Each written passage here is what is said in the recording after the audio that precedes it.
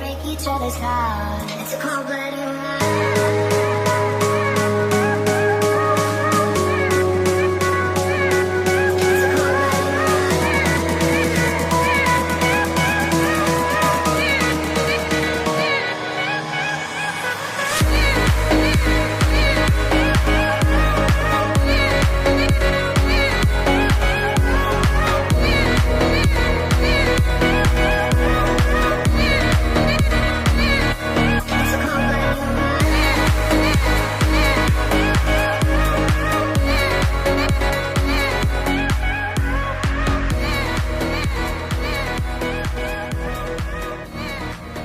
Back to the channel, guys.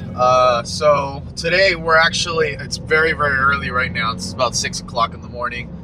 Going to a local cars and coffee meet just to kind of meet up with a buddy who's going to be helping me with the Walnut blasting TGV EGR Deletes today, as well as the IAG Street AOS installs today. So yeah, we're just going to go ahead and check out the meet. This is in Chino Hills, California, guys. So I'll take you guys along for the ride. We'll do one pull, I guess, for the crowd.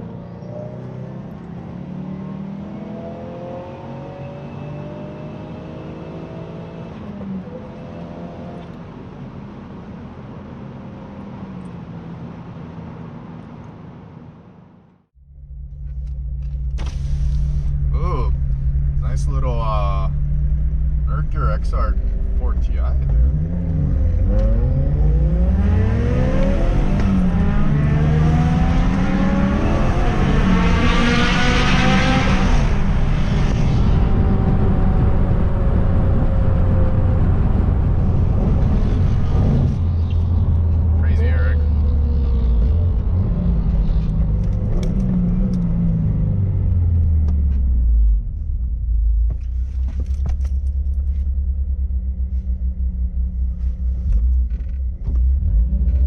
Guys, I'll get you guys some shot from this Cars and Coffee here that we're pulling up to.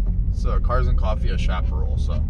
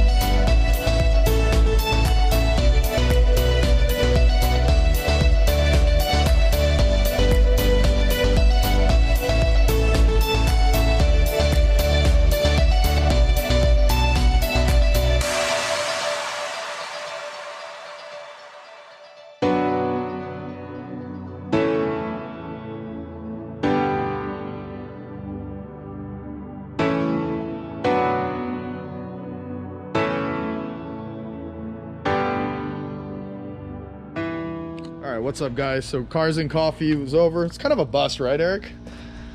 It's mostly all domestic guys. Domestic, but I mean, yeah. those guys are pretty cool, the Grease Monkeys. So we're back here with Mr. RoadsterTuner, Erik Hendricks. everybody? What's up guys? RoadsterTuner. Alright, so we are on the step of doing the walnut blasting for the car. Got some supplies at Harbor Freight.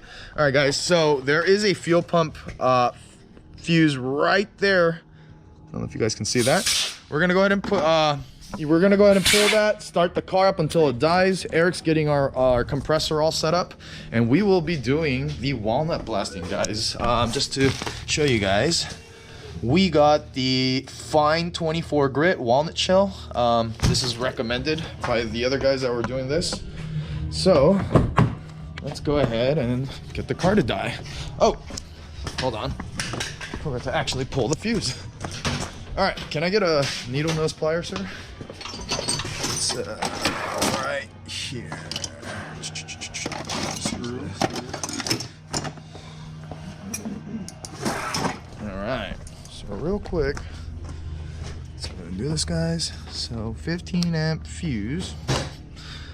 Bam. Okay. So just to put this aside and we don't forget it, I'm gonna keep the fuse and all that together. So let's fire up and let her die.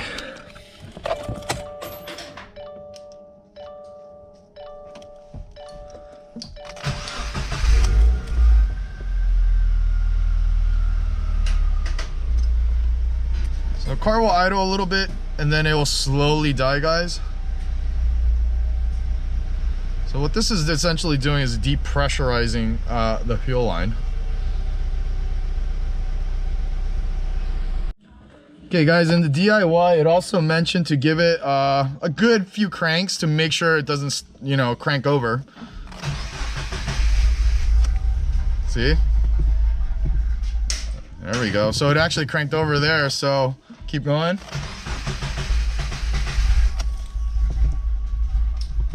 Still a little bit of remnant left. All right, and then one last time.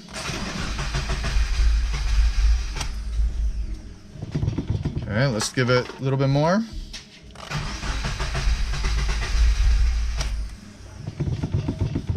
God, it almost sounds like it still wants to turn over, huh? Because it's grabbing whatever's left.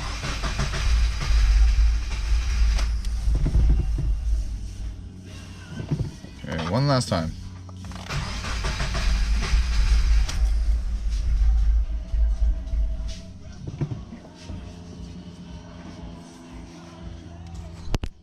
All right, welcome back, guys. So my homeboy Eric's actually getting the car up on stands right now. Yeah, the car kept wanting to crank over even after we pulled the fuel pump fuse here. So, all right, I'm gonna keep going. We're gonna have to remove all this and then get started on removing the intake manifold. Yeah, so we'll keep going, guys. All right, welcome back, guys. So, Eric's currently removing the little protective guard under the turbo. We are draining about a gallon of coolant here. As you guys can see, it's draining from the little screw valve. This was recommended because you do want to remove the coolant down lower than basically the intake manifold, and that's basically what this is doing. So when we start removing the intake manifold for the walnut blasting, we're not going to have coolant spilling all over the place.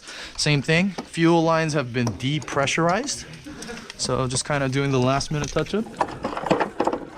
I'm noticing this drains very slow, but I'm assuming this is how it's supposed to be though, or if you're draining from this source, right? It was flowing good and then it slowed down. Probably just catching reverse pressure. Yeah.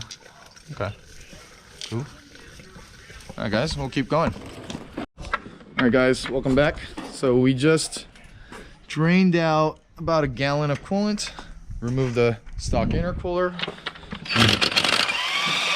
and our tech Eric here is starting to remove the intake manifold. Yeah, this is one thing I don't like about the guys that do front mount intercoolers. Is this huge gaping hole here. It almost feels like this motor could have been pulled back more, you know. So, yeah, I mean, just small observations while we're working on this car. All right. So one other thing I forgot to mention, the undertray is all removed because we're installing the boost control solenoid, but also this cool new TBW aluminum undertray, because my stock undertray is actually ripped right now. So I mean, Erik does good work, you know. So we gotta start freaking putting it up there. Like no one knows about it, so yeah. It almost looks like you're going fast motion right now, bro. Probably am.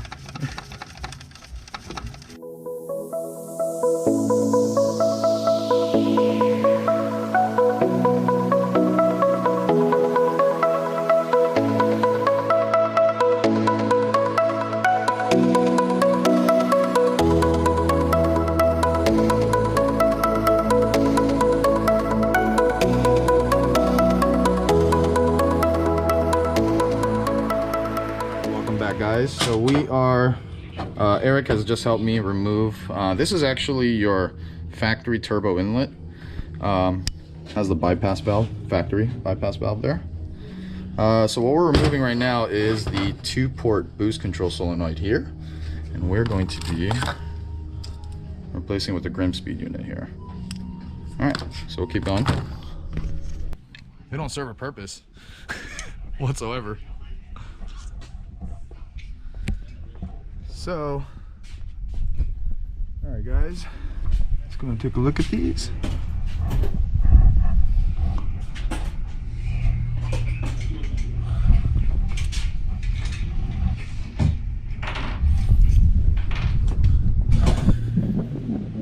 So this is the lower TGV right there, guys. As you guys can see, we're gonna remove the baffle on this.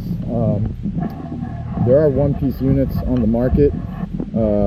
But they're like $250, $300 for not a huge optimal gain, you know. So, but it doesn't need to be in there.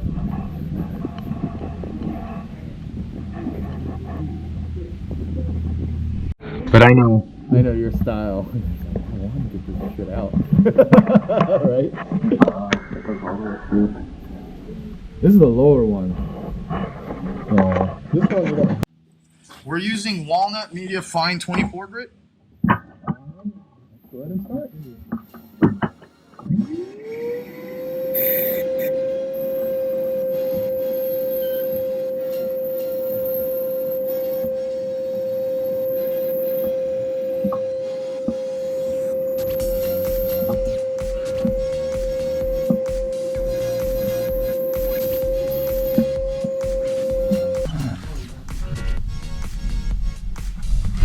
Guys,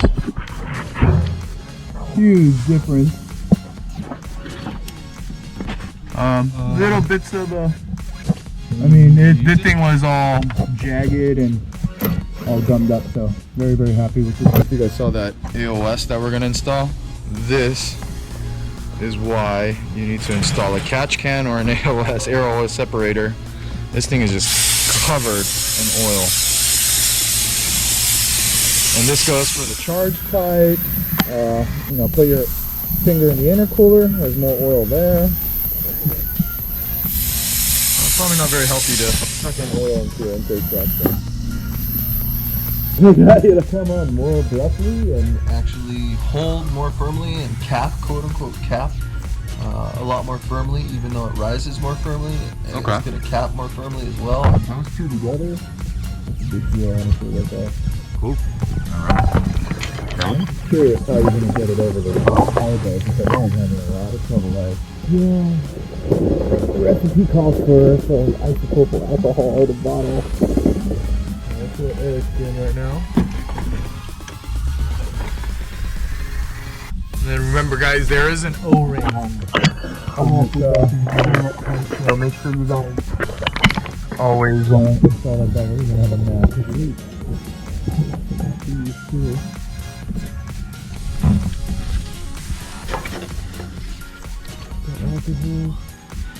It'll make the installation nice and easy. Once it dries, it'll create a nice positive seal. Bring back all those memories of installing grips on the BMX bike. is that how you guys did it? Oh yeah. Oh, that's right. Pressurized air was really cool too. Yeah, I don't know if you guys know here, but Erik used to be actually almost pretty much almost the semi-pro, right? Pro-am. Yeah, you're a pro-am. BMX rider until he jacked up his wrist. Yeah. So now he rips it in the canyons. Pick the bottom motor. Alright, so we got that. Let's, I hate the way that's pointed, but Yeah, let's change the point direction to upwards, right? If you had it up, put it this way. Get out of here. So we're back here. Erik's actually just helping out, setting up everything. This intake manifold has quite a bit of connections. So, not for the faint of heart, I think, this type of thermal fault. You guys need a couple of the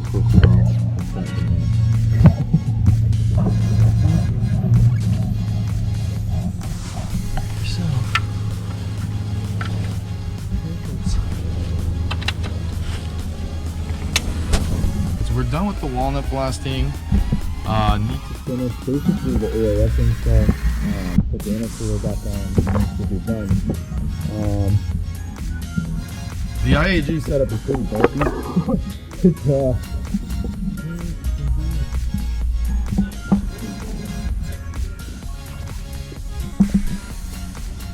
so we did walnut blasting, EGR delete, TGV delete.